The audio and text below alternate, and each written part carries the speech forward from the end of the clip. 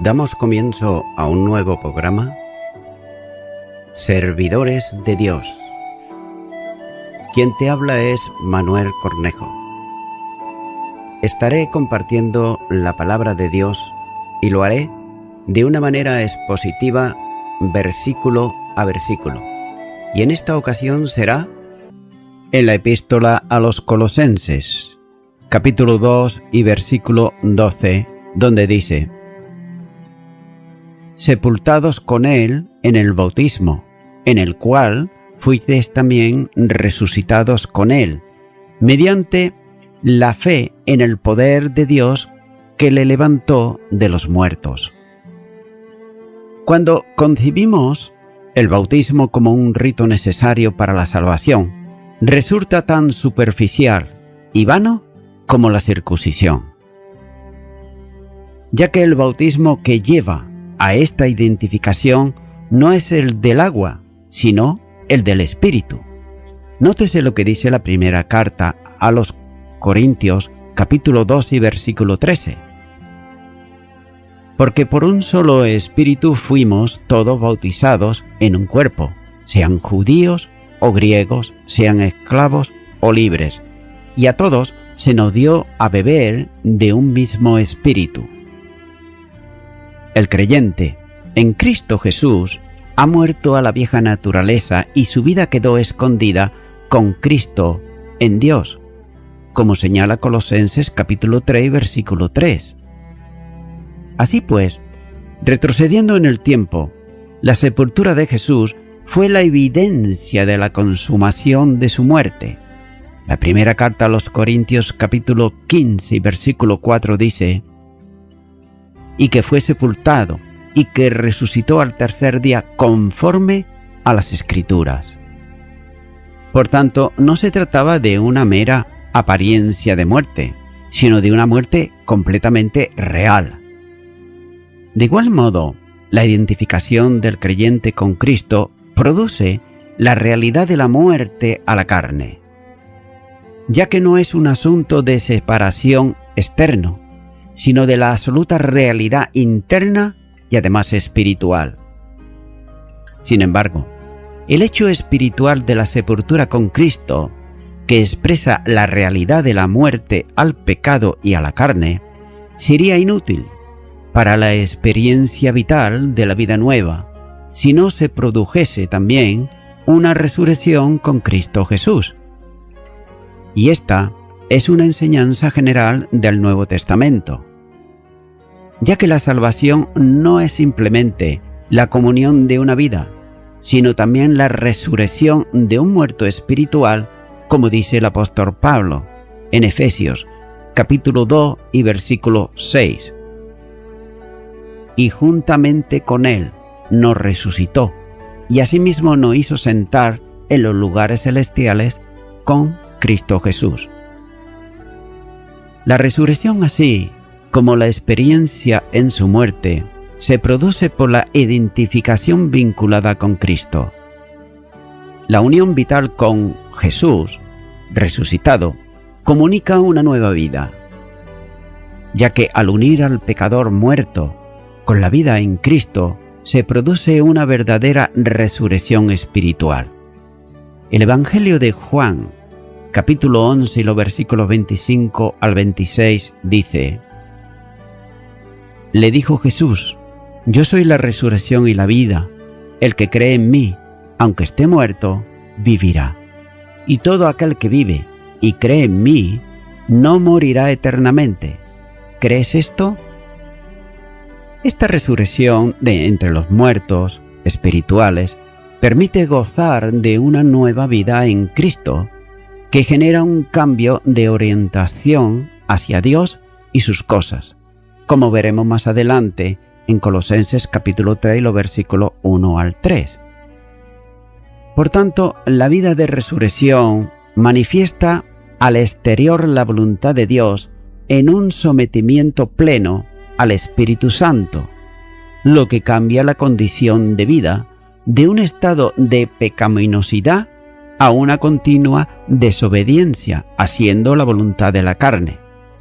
Nótese lo que dice Efesios, capítulo 2 y los versículos 2 y 3.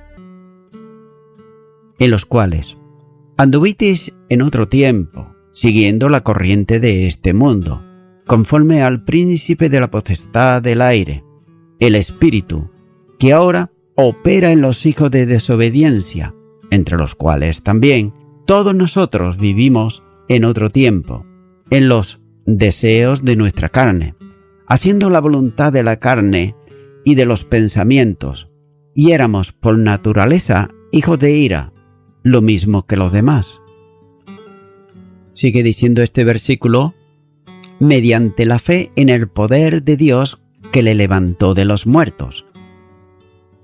El modo de alcanzarlo es por medio de la fe en el poder de Dios. El elemento instrumental para el nuevo nacimiento es la fe, como dice Romanos capítulo 5 y versículo 1.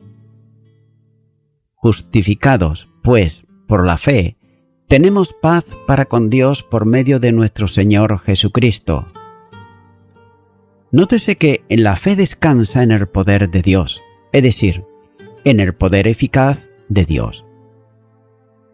Ya que el pecador se entrega a Dios y por tanto a su poder eficaz.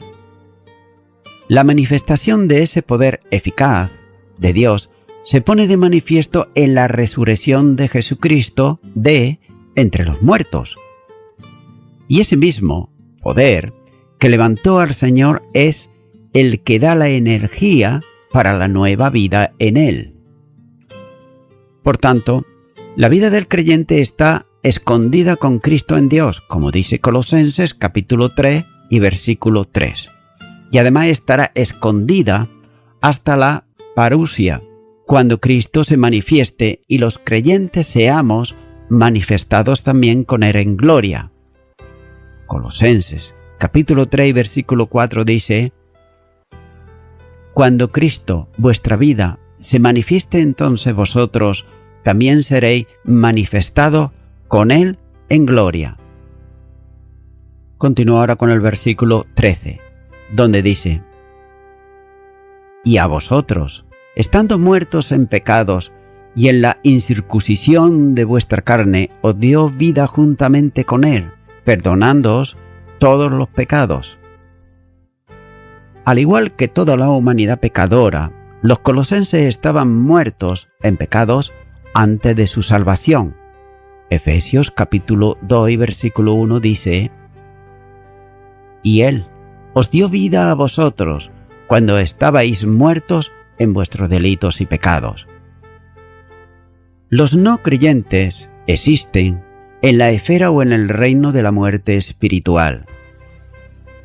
Estar espiritualmente muerto significa estar desprovisto de todo sentido, además de ser incapaz de responder a los estímulos espirituales de la misma manera que la muerte física supone la incapacidad de responder al estímulo físico. Por tanto, el estar muerto en el espíritu es estar tan bloqueado por el dominio del pecado que no es posible responder a Dios. La Biblia y la verdad espiritual carecen de sentido para una persona en ese estado.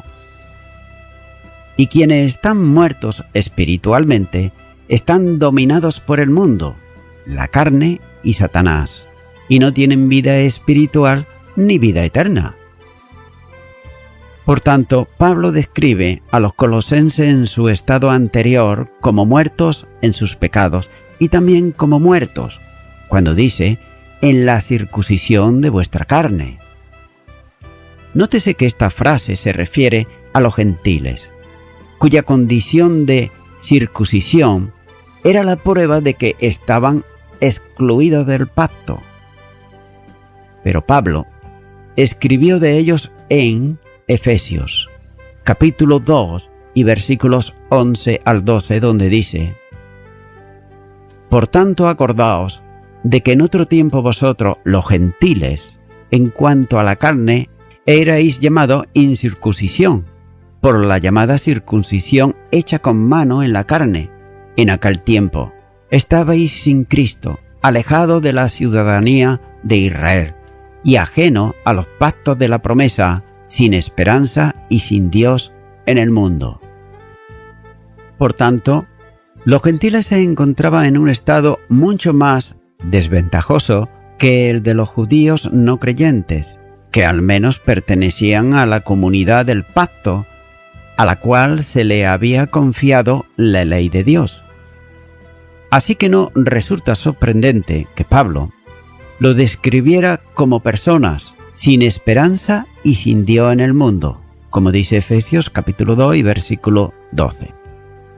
Pero por fortuna, la historia no termina ahí, puesto que Dios, que es rico en misericordia, como dice Efesios capítulo 2 y versículo 4, nos dio vida juntamente con Él.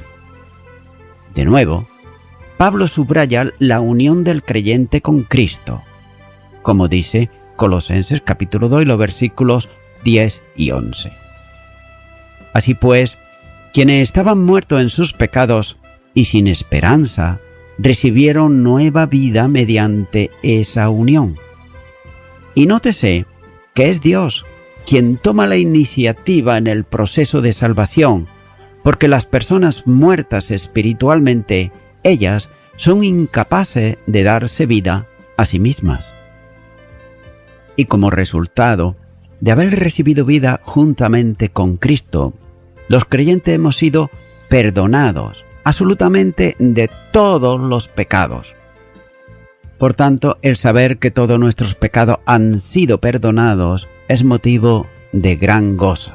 El Salmo 32 y versículo 1 dice: Bienaventurado aquel cuya transgresión ha sido perdonada y cubierto su pecado.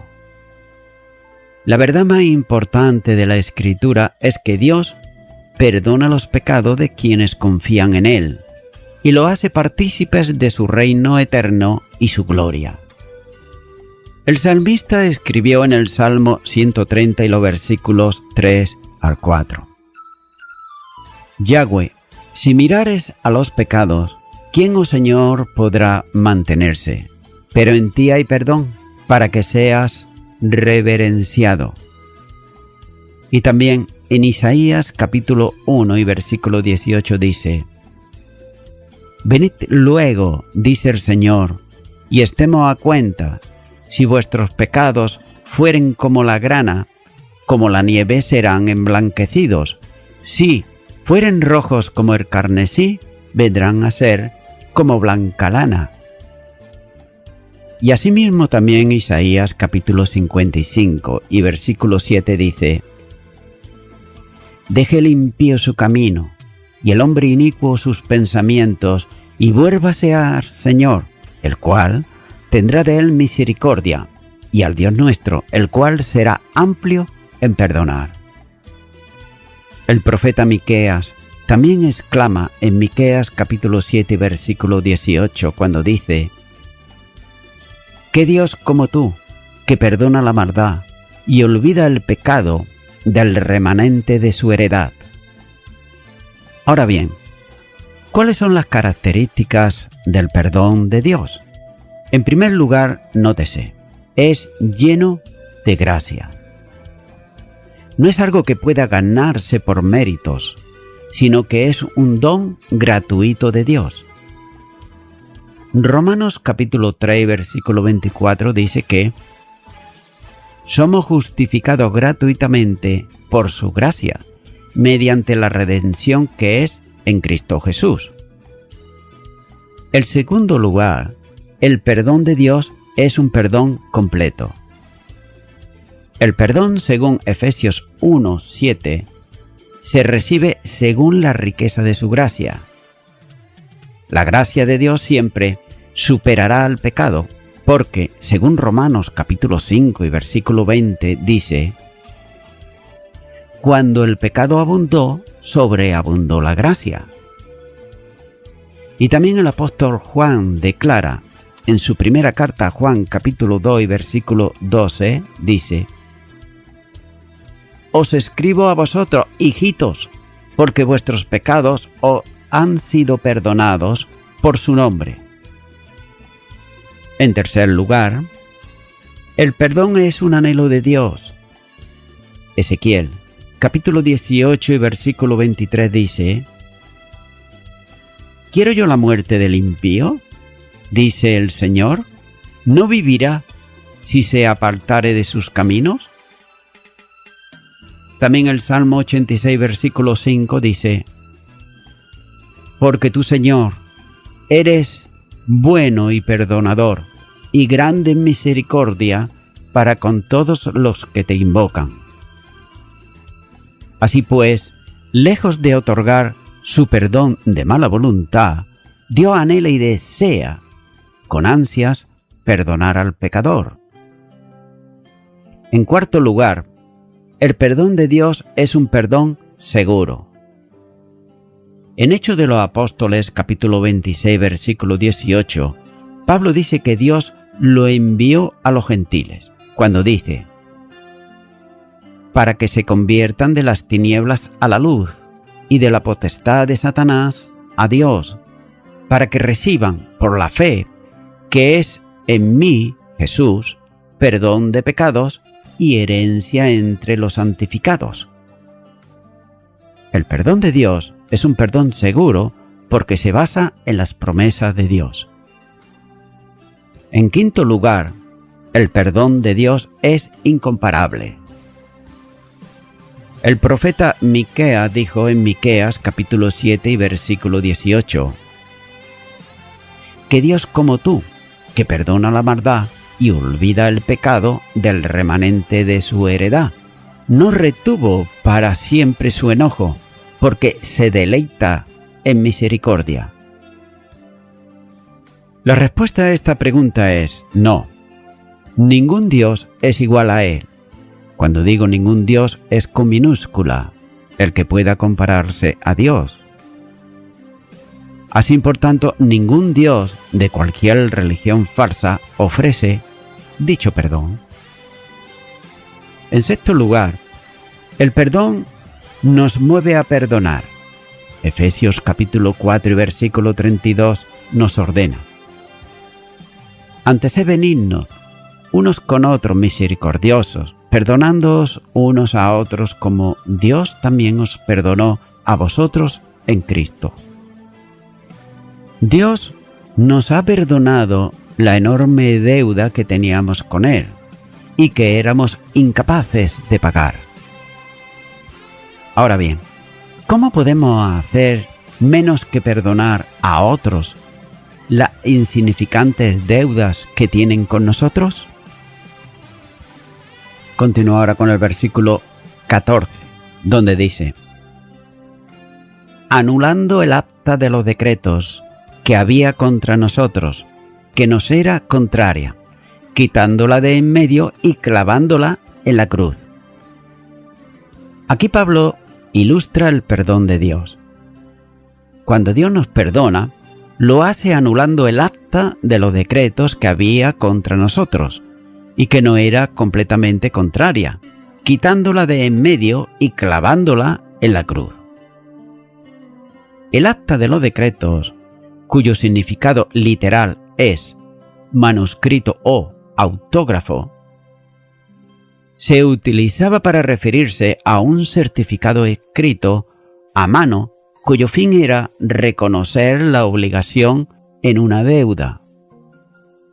Y Pablo describe ese certificado como un decreto que había contra nosotros. Así pues, decretos se refiere a la ley mosaica.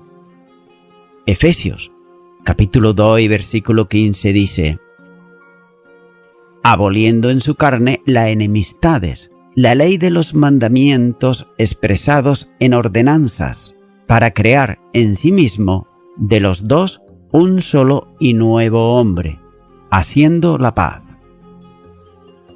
Por tanto, las personas, incluso los gentiles, son deudores ante Dios porque han infligido su ley. Y el certificado no era completamente contrario, lo cual significaba que era suficientemente justificable como para condenarnos al juicio y al infierno, porque escrito está. Gálatas capítulo 3 y versículo 10 dice: Maldito todo aquel que no permaneciere en todas las cosas escritas en el libro de la ley para hacerlas. Por tanto, los documentos antiguos se escribían con frecuencia en papiro, un material parecido al papel, hecho a partir de juncos o vitelas sacadas de la piel de un animal. Y la tinta usada no debía contener ácido ni mojar en material escrito, ya que la tinta permanecía en la superficie. Podía ser quitada frotando en caso de que el escriba deseara reutilizar el material.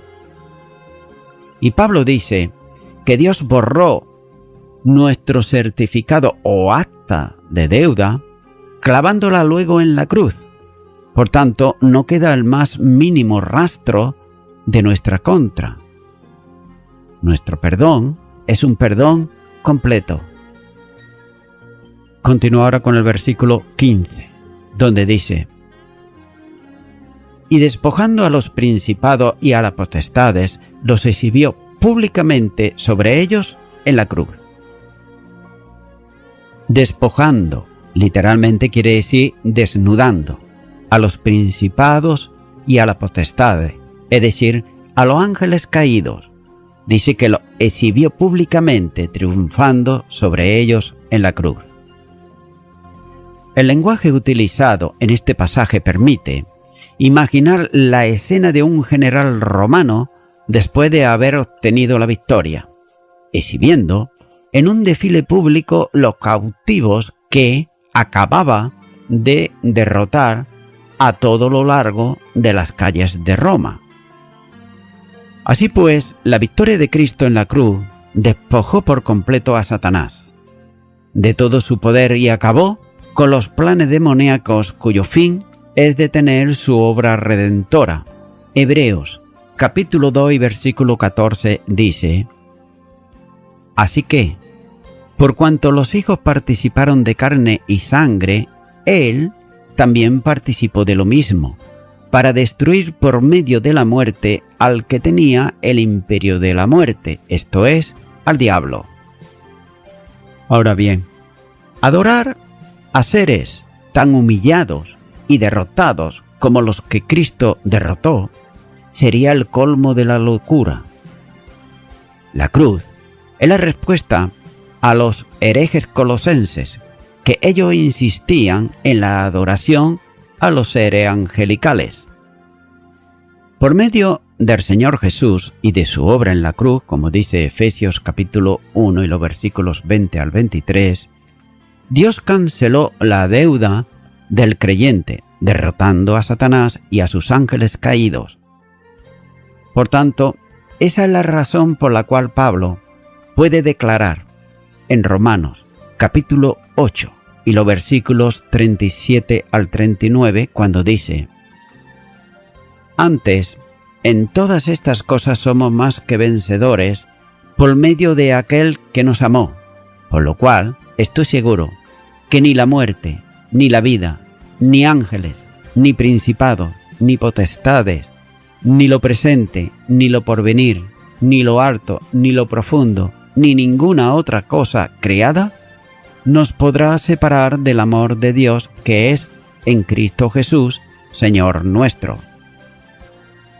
Tengas en cuenta que, aunque aún todavía debemos de luchar en contra de las fuerzas del mal, como dice Efesios capítulo 6, versículo 12, estas no pueden vencernos, ya que Cristo el Señor de todos, que fue crucificado y resucitó, reina y es soberano en el universo. Por tanto, el estar unido a Él es estar libre del dominio de Satanás. La muerte de Cristo nos concede transformación, perdón y victoria. Y todo esto resulta en una salvación completa, con un perdón completo y una victoria completa. Con toda razón, el apóstol Pablo dijo en Gálatas capítulo 6, versículo 14: «Pero lejos esté de mí gloriarme, sino en la cruz de nuestro Señor Jesucristo, por quien el mundo me es crucificado a mí y yo al mundo». Continúa ahora con el versículo 16, donde dice: «Por tanto, nadie os juzgue en comida o en bebida, o en cuanto a día de fiesta, luna nueva o días de reposo». Comienza diciendo por tanto, es decir, sobre la base de lo dicho antes, ya que dicha expresión mira atrás tanto al versículo 8 como a los versículos 13 al 15 de este capítulo. Y continúa diciendo: «Nadie os juzgue». El verbo juzgue significa emplazar a alguien, de manera que sugiere la idea de detener una acción que ya está en progreso. Ahora bien, nótese aquí algo muy interesante, y parece ser que los falsos maestros en Colosas eran de trasfondo judaico, ya que dichos maestros pretendían que los creyentes se ocupasen de las tradiciones de la religión judía, a la vista de las cosas realizadas por la muerte de Cristo. Los creyentes no deben permitir, es decir, no debemos de permitir que nadie pase juicio sobre nosotros respecto a las regulaciones rituales o legalistas, ya sean de origen judaico o gnóstico. Ya que mediante la fe en Cristo el creyente ha sido librado del ritualismo. Y una prueba de ello lo tenemos en Hechos de los Apóstoles, todo el capítulo 10, ya que el Señor mostró aquí a Pedro animales de todos los tipos y le dijo: «Mata y come». Entre los falsos maestros había quienes promovían la abstinencia de ciertas comidas por razones religiosas, pero otros, sin embargo, favorecían los excesos. Por tanto, Pablo advierte aquí a los creyentes que no se dejen juzgar en estas cuestiones. También, por otro lado, vemos las expresiones como días de fiesta, luna nueva y días de reposo. Son referencia directa a las actividades judaicas, ya que los judíos se cuidaban de observar los días de fiesta, tales como la Pascua, los panes sin levadura, Pentecostés y la fiesta de los tabernáculos. Los varones israelitas, según la ley, estaban obligados a asistir a estas fiestas anuales, como señala el libro de Éxodo capítulo 23, los versículos 14 al 19, y Levíticos capítulo 23, todo el capítulo. También, por otro lado, habla de la luna nueva. Aquí se está refiriendo a la fiesta mensual, mientras que el día de reposo tiene que ver con la fiesta semanal. Pero nótese que esto, para el cristiano, todos los días son santos. En contraste con el ritualismo de los falsos maestros, el creyente puede celebrar diariamente la resurrección de Cristo, y además hacerlo mediante la mesa del Señor, y puede recordar su muerte hasta que Él venga, como dice la primera carta a los Corintios capítulo 11 versículo 26. «Así pues, todas las veces que comiereis este pan y bebiereis esta copa, la muerte del Señor anunciáis hasta que Él venga». Y voy concluyendo ya con esto. Los creyentes en Cristo hemos sido librados del yugo del pecado y de la ley. Ahora, hemos recibido un conocimiento de la voluntad de Dios que anteriormente no teníamos. El conocimiento que los creyentes poseemos nos obliga a practicar una ética distinta a la que practicábamos anteriormente, es decir, antes de ser salvos en Cristo Jesús.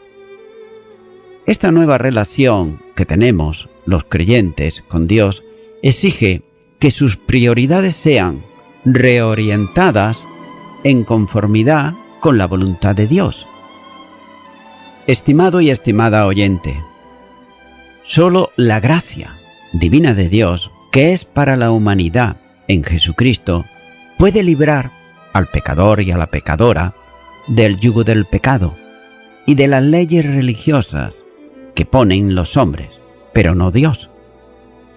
Amigo y amiga oyente, si aún tú no has sido librado o librada de este yugo, ahora, en este momento, Jesucristo, que es Dios, Él puede hacerte libre. Pero es necesario que tú libremente le aceptes en tu vida como tu único y suficiente Salvador. Para ello, tú tendrás que hacer una oración de fe, es decir, sincera. Si no la has hecho hasta ahora, pues yo te invito a que la hagas. Y puedes orar conmigo y repetir esta oración que yo hago. Ora conmigo y di: Señor Jesús, ciertamente el yugo de la religiosidad, el yugo que me han impuesto hombres, muchas veces me hace no entender tus propósitos para mi vida. Pero en esta hora yo quiero pedirte perdón por haber seguido leyes de hombres y no tu palabra. Te pido perdón por todos mis pecados y me arrepiento de ellos. Y a partir de hoy, sé, Dios eterno, que tu gracia estará eternamente sobre mi vida. Gracias, en el nombre de Jesús. Amén.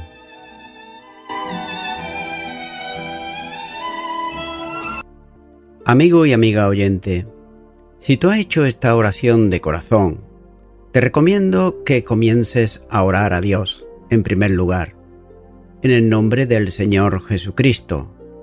Orar a Dios no es rezar, sino que es hablar con una persona. También te recomiendo que leas la palabra de Dios y lo hagas a diario. Comienza, por ejemplo, con el Nuevo Testamento. Y también, por último, te recomiendo que para que puedas crecer espiritualmente, te congregues en una iglesia cristiano-evangélica, donde se predique, se enseñe y se practique la sana doctrina y la palabra de Dios. Congrégate ahí y con el tiempo podrás crecer espiritualmente y también servir al Señor Jesucristo. Que Dios te bendiga. Y a toda la audiencia, nuevamente ya me estoy despidiendo de todos ustedes y será hasta el próximo programa. Que Dios os bendiga a todos.